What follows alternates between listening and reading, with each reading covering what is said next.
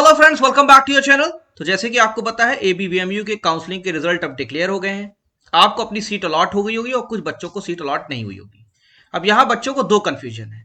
पहला कंफ्यूजन ये है कि जिन बच्चों की सीट अलॉट हुई है अब वो ये सोच रहे हैं कि मुझे दूसरा कॉलेज चाहिए था, अब लेकिन मुझे ये कॉलेज अलॉट हो गया है। तो ऐसी कंडीशन में उनके पास क्या ऑप्शन है।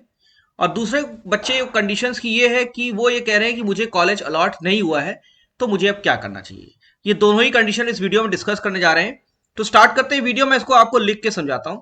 देखिए, कंडीशन एक्चुअली ये है कि आपकी जो फर्स्ट राउंड ऑफ काउंसलिंग का रिजल्ट आया, ठीक है, ये आपकी फर्स्ट राउंड का काउंसलिंग का रिजल्ट आया। अब दो कंडीशन हुई, या तो आपको सीट अलॉट हुई और या तो आपको सीट अलॉट नहीं हुई। ठीक है, अब जब आपको सीट अलॉट हो गई है तो आपको यहां पे एडमिशन जाके लेना है। ठीक है, एडमिशन आपको लेना है। नहीं लेंगे अगर आप, तो आपका पहली बात तो 5,000 रुपए चला जाएगा।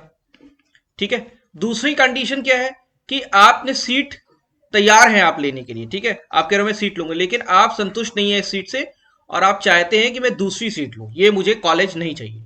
तो ऐसी कंडीशन में आपको क्या करना पड़ेगा, आपको यहां पार्टिसिपेट करना पड़ेगा सेकेंड राउंड ऑफ काउंसलिंग में। क्या करना पड़ेगा, सेकेंड राउंड ऑफ काउंसलिंग में आपको पार्टिसिपेट करना पड़ेगा। तो फर्स्ट राउंड में जो आपको सीट मिली, अगर आप उससे संतुष्ट नहीं है जिस कॉलेज से, आप एडमिशन छोड़ना चाहते हैं, तो आपके 5,000 रुपए तो जाएंगे ही जाएंगे।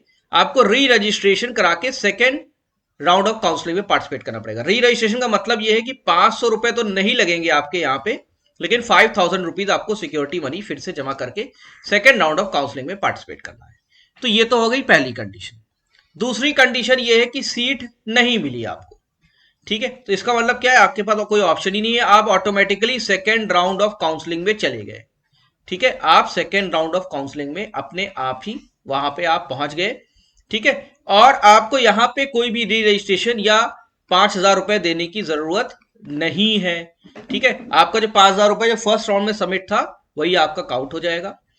ठीक है, और आप सेकेंड राउंड ऑफ काउंसलिंग में ऑटोमेटिकली चले जाएंगे और फिर आपको यहां पे फिर से चॉइस फिलिंग करने का ऑप्शन आ सकता है। ठीक है, तो चॉइस फिल करेंगे और उसके बाद आपको सीट अलॉट होगी। ठीक है, तो आपको कंडीशन समझ में आई। तो दो कंडीशन यहां पे हो गई। तो फर्स्ट राउंड ऑफ काउंसलिंग में जो बच्चे हैं, अगर उनको सीट मिल जा रही है तो जाके एडमिशन ले ले, नहीं लेना चाहते तो उनको सेकेंड राउंड ऑफ काउंसलिंग में जाना पड़ेगा, क्योंकि उनको सीट मिल गई थी तो उनको दोबारा से 5,000 रुपए जमा करने पड़ेंगे।